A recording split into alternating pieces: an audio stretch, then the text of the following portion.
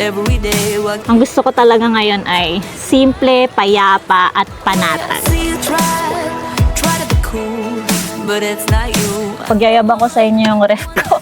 Hindi, lalagay ko. So try me, babe, watching from afar, wishing upon a star. Nulit ko na yung sinabi ko.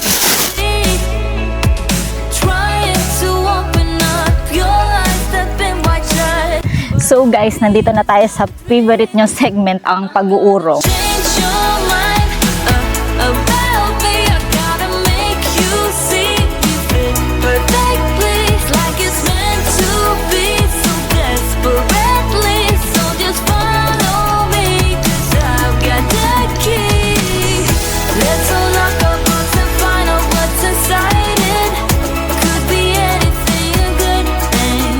So let's change your mind. Time check ay 2:26 na ng hapon at halos 4 na oras kong binyahe mula Pampanga papunta dito sa Alcaminos, Pangasinan at nakahanap ako ng napakagandang spot at mamaya papakita ko sa inyo yung kagandahan nitong lugar. Ngayon bababa muna ako at mag-check ako sa information dahil ako yung walk-in. Titingnan ko kung magkano at kung pwede ba akong mag-walk-in. Pero sana pwede. Tapos at the same time kung okay, latag na tayo ng setup natin para naman ma-enjoy natin yung stay. Hindi ko talaga matiis na hindi ako magdadagat. Kaya pagkagaling ko doon sa bundok, sabi ko parang masarap naman ulit magdagat.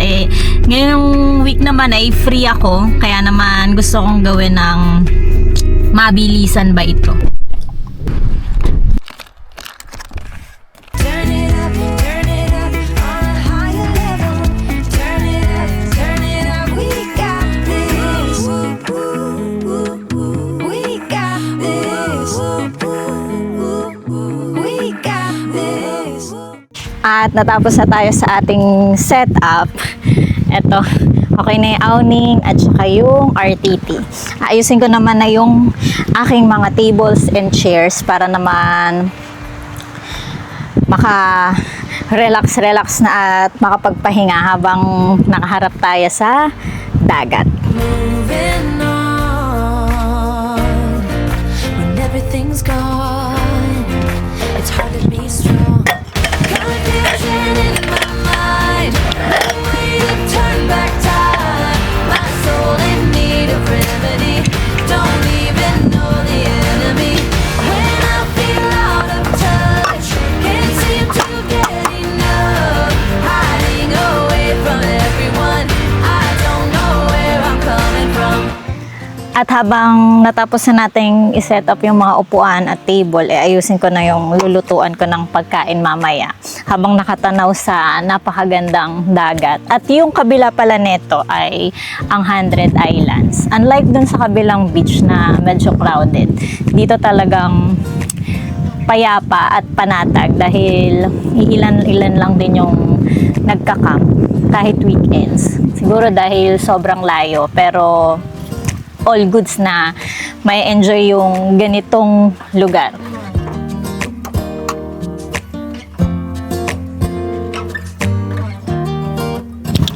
Parang ngayon ko lang naayos tong setup ko ng maayos. Tapos yung double burner kong lutuan. Yung table ko at ang aking upuan. Yung mga nakaraan kasi basta-basta lang yung lagay ko. So, dahil nga sobrang payapa dito at tahimik, bawal nga daw ditong masyadong maingay at hindi rin nila inaalaw ang video okay. Kaya naman free na free ang pagre-relax dito sa spot. Tapos ang binayaran ko pala dito ay 250 yung entrance, tapos yung parking ng sasakyan ko ay 500. So lahat-lahat ay 750. Pwede na compare sa mga iba ko napuntahan na mahal. Tapos may dalawang CR na malapit. Tapos may faucet pa sa may likod na pwedeng kuhaan ng tubig. Kaya naman mukhang babalik-balikan ko tong lugar na to dahil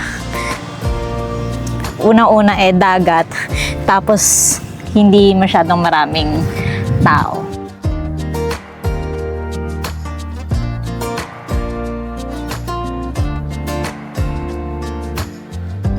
Ayan guys, dahil tapos na ako dun sa setup ko dun sa may awning.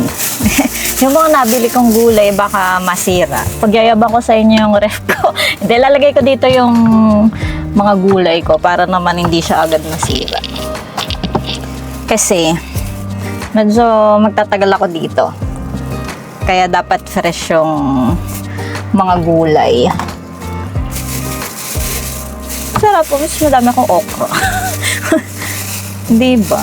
Tapos, di pwedeng yung mga chocolate ko dito natin din ilagay. Sarap kaya ng may rep. Yung kaibigan kong isa na si Mamin walang rep yun. Tapos yung dating cooler nun maliit pa sa kanya. Kasya lang dun yellow. Sabi niya, bubili siya ng rep kasi malaki naman na yung sasakyan niya.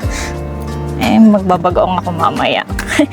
Lagay ko na lang dito. Laki-laki ng sasakyan ko Natira kong kalamansi juice. Lagay ko nga dito, sayang. Sandamakmak na kalamansi.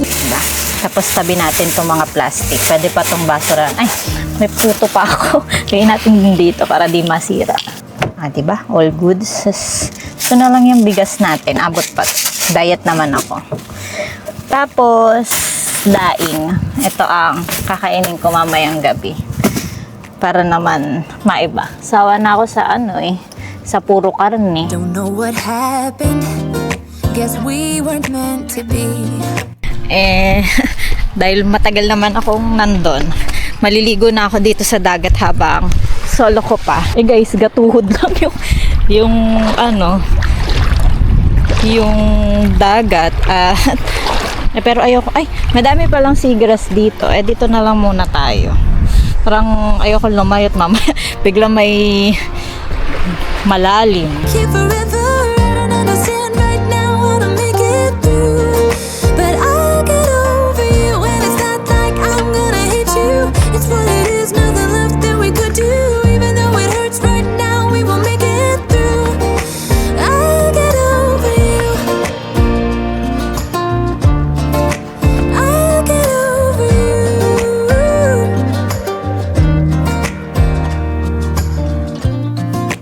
Back when I met you, we were like fireworks. Thought nothing could break us, but oh how we got burned. Look at us now, we scream, we fight, and no one knows the reason. We're both getting out of line. Now say goodbye and try to move on. I'll get over you, only wish that I knew how to go on. Baby, you and me, we're so messed up together. Even if we tried, we'd be stuck here forever. I don't understand right now how to make it through. But I'll get over you, and it's not like I'm gonna hate you. It's what it is, nothing left that we could do. Even though it hurts right now, we will make it through. I'll get over you. I'll get over you.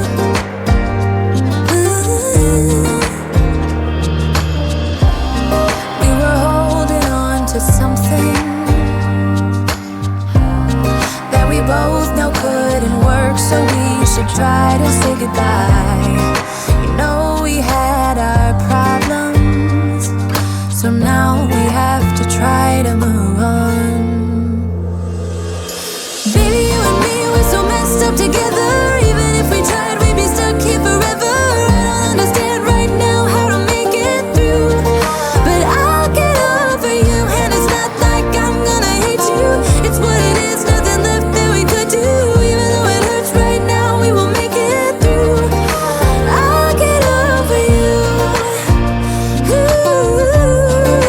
I'll get over you. Oh, I'll get over you.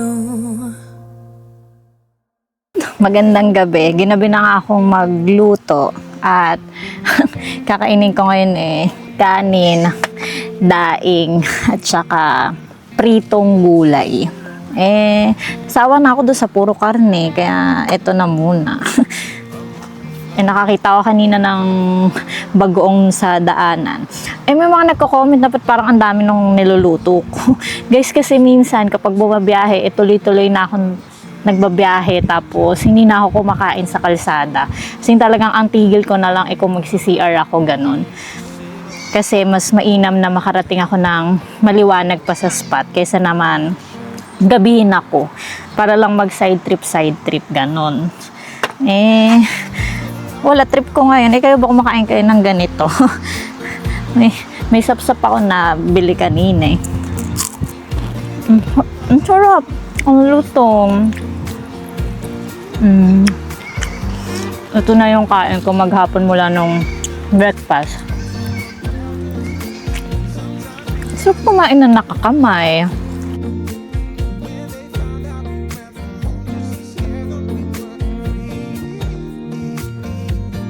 So guys, nandito na tayo sa favorite nyo segment, ang pag-uurong.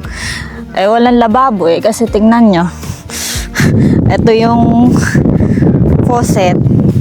At itong upuan na to, improvise ko. Kinuha ko dun sa gitna para may patungan ako. Pero ngayon samahan nyo ako at mag-uurong. Para bago matulog lahat ng gamit ay malinis. Urong. Nakakangaling mag-urong. Ganito. Pero all goods dahil sanay naman at cowboy tayo sa mga ganito. Diba? Hindi kailangan umaarte pag nandito sa ganito. Kung ano yung available. Mahalaga may gripo Yung iba nga, walang gripo. Dito, lakas ng tubig. Mamaya makaligo. Kasi baka bukas mawalan ng tubig. So guys, tapos na ako mag-urong at malalaglag pa nga. Kasi noon ako pang mag-update sa inyo at babalik na ako dito sa ating spot. Para naman ako maglilinis ng katawan. Imagine niyo mula pa umaga, hindi pa ako naliligo. When we were 17. Ayan guys, tapos na akong maligo at papasok na ako sa RTT. Look nyo guys, ayan na yung ilaw. Nakita ko dun sa box ko yung yung wire para dun sa built-in na ilaw ng RTT ko. Liwanag dito ngayon sa RTT dahil open na siya. Ayan. Nakakonect yan dito sa maliit ko na power station. At magtatagal yan. Tapos dito pala sa RTT ko, since built-in yung yung lights, meron siya mga socket na nandito na. So ito ay pang 12 volts. Tapos ito sa USB charging. Tapos ito yung on-off ng yung light sa baba ng RTT. Tapos yung sa interior light, ito yung sa loob.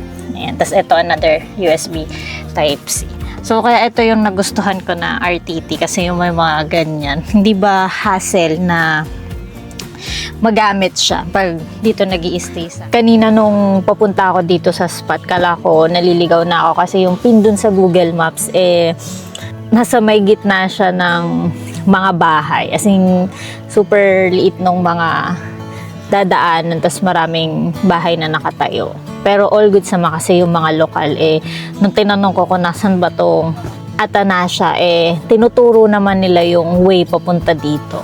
Tapos nung pagdating ko dito, yung nadaanan ko pala na paakyat na daanan, pwede pala doon dumaan. Pero may part lang daw doon na rough road. So kailangan yung kaya mag rough road yung sasakyan. Pero sana doon na lang ako dumaan para at least mas conducive ba at medyo mas maluwag compared dun sa nadaanan ko. Sobrang napagod ako dito sa biyahe na to, pero at least kapag travel pa rin at nakapag-vlog at nakapag-update ako na kasama kayo. Pero ngayon tingin ko ay kailangan ko ng matulog para bukas maaga akong makapag-gising at makaikot. Kung meron pang iikutan, malalaman. Kaya, good night guys! There's a place I have found in the shade on the ground, far from all worries and troubling sound. When I go there to be by myself, only me. No one can guess what I came there to see. There's a sun in the sky, there's a cloud drifting by. All kinds of birds make you wish you could fly. And in the distance I see someone waving at me. I hope that it's you, but who else could it be? I guess it would be nice to belong in your arms. I hope you feel the same way too. Na na na na na na na na na na na na na na na na na na.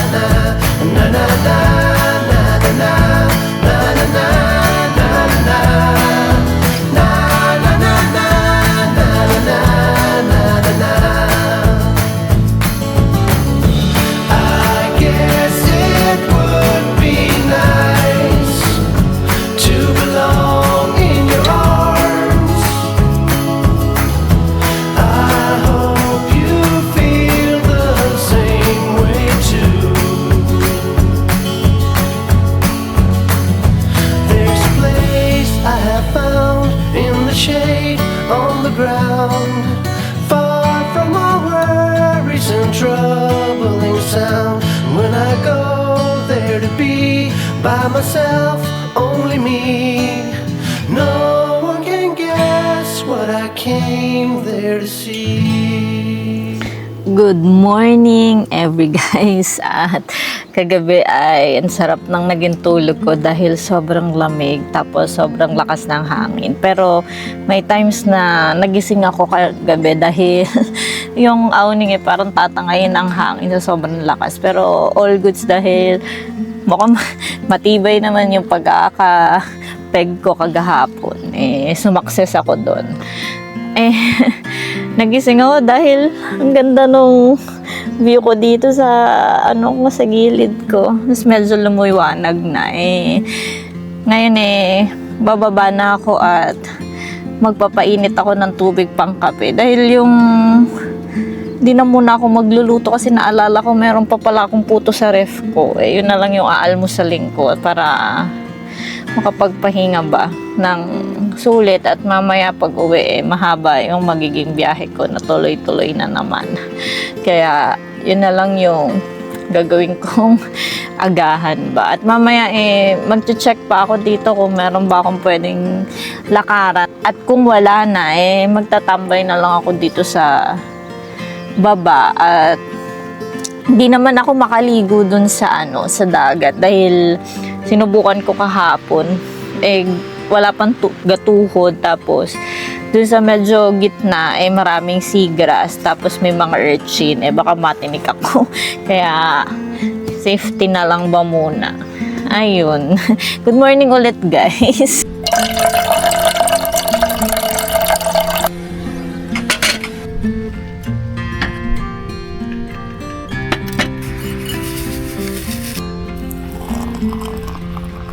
Sabi ko sa inyo guys, tinatamad akong magluto. Sakto, nakabili ako ng puto kagahapon. Ito na lang aalmusalin ko. Okay pa siya kasi, lagay ko siya sa ref, tapos kape na lang. Kumain ba kayo ng puto kalasyaw? Favorite ko to pag pumupunta ako dito sa Pangasinan. Kasi, bland lang yung lasa niya. Yung simple pero mabubusog ka. Ganun yung mga gusto ko. Sobrang ganda na habang nag-aalmusal nandito sa harap ng dagat. Tapos dahil low tide, may mga mingisda dito sa may sa may malapit. Tapos nakakatuwa na yung dagat mataba. Kumbaga kahit dito sa may mga isda pa. Nakakatuwa at na-appreciate ko yung dagat na may mga seagrass, hindi man ako makapaglangoy. Yung perspective ba na alam mo na mataba yung dagat na nakakaproduce pa siya ng mga isda, ganyan, ng mga seafood na makakain pang araw-araw at mabebenta sa market, eh maganda. Kaysa naman gusto ko na sobrang ganda nung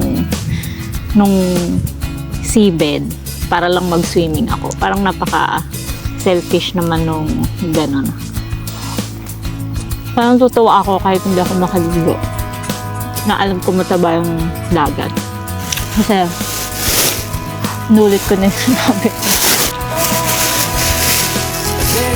Sarap. Wind blowing from me, left nothing to see on California. Took a chance, but soon you were gone and already done with California.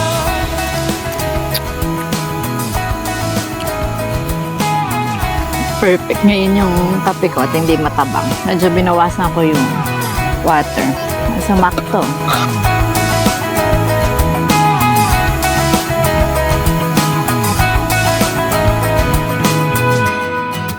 Tell you I don't remember your words.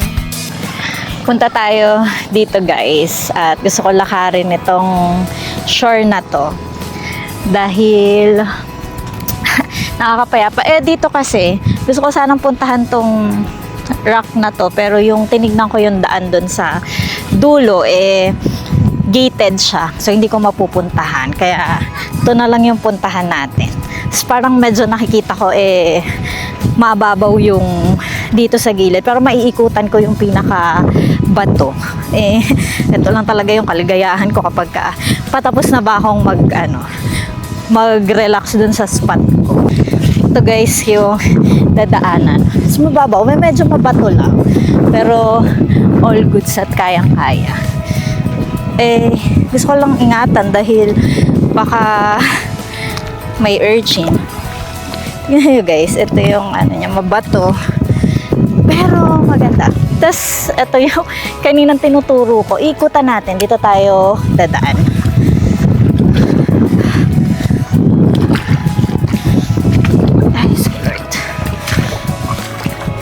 Guys, ang ganda. Sulit yung binyahe ko ng malayo. Ay, may dito, may part dito. Wait lang. Ito guys, tignan nyo. Maganda. Gusto ko pa dun pumunta sa kabila dito pala may part na ganito. Ay, mababaw pa to. Gusto nyo bang ikutin pa natin? Tuwaan nyo ko't ikutin pa natin. Parang guys, pag lumubog ako, bahala na kayo. Maganda. Ito pa, pero ayoko na lumayo guys at baka hindi na ako makita doon. Ganda. Tapos, ayun pa siya, panalo. Enjoy. Ay, pwede, dito tayo umupo at magkwentuhan pa tayo. Nakita akong spot Sabi ko sa inyo guys, makakahanap tayo ng spot na solid Ang ganda. Alam niyo yung nagagawa talaga ng araw kapag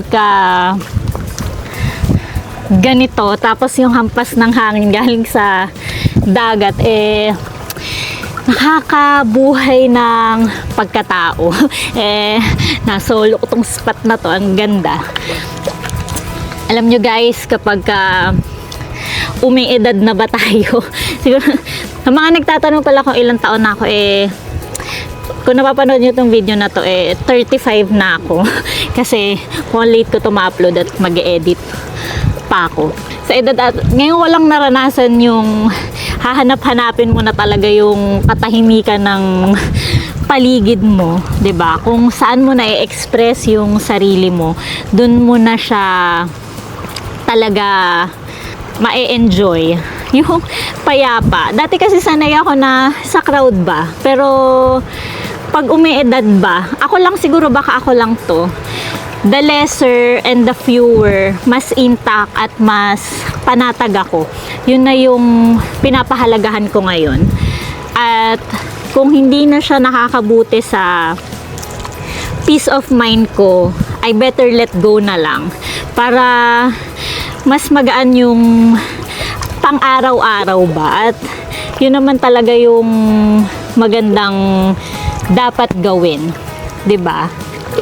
At abang tumatanda ako at habang nagkakaedad ako, alam niyo yung pakiramdam na nagiging mas simple at payak yung facing na gusto ko. Ganon. Parang dati gustong-gusto ko, alam mo yung grind na grind ka magtrabaho, na parang may hinahabol ka. Ngayon parang medyo relax. Yung face ba ng buhay mo is gusto mo na lang relax. Ganon. Pwede naman palang ganon kagaan lang, di ba? Siguro nasa preference lang talaga at saka pagkakontento yung mga bagay na ginugusto mo sa pang-araw-araw. Sa ngayon, ang gusto ko talaga ngayon ay simple, payapa, at panatag. Wouldn't lie to you, doesn't matter what I do. She's got a hold on me. She knows how to drive a truck, but she lets me pick her up when we're going dancing. My heart stops beating when my headlights shining on her. She's my country girl. I couldn't tell you what she's doing with me. She's so damn out of my league. She's a little bit crazy on the weekends, dancing in her red dress, and I love the way she looks in my eyes. And I'm feeling like midnight's getting closer, and I just wanna hold her in my arms till the sun comes up.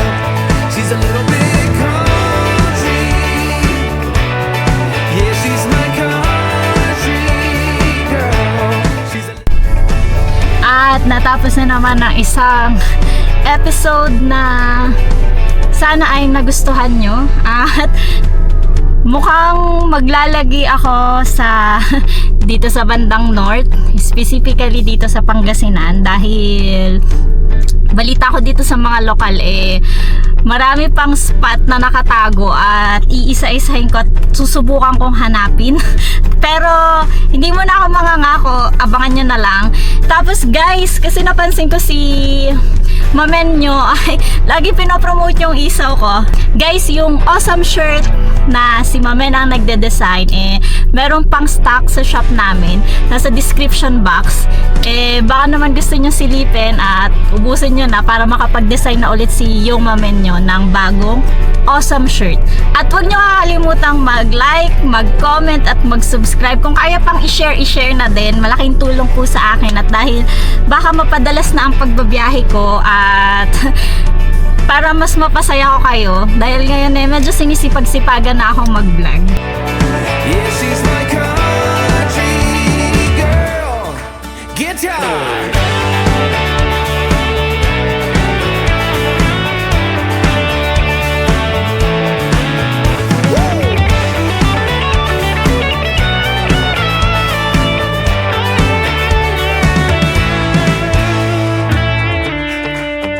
Yeah.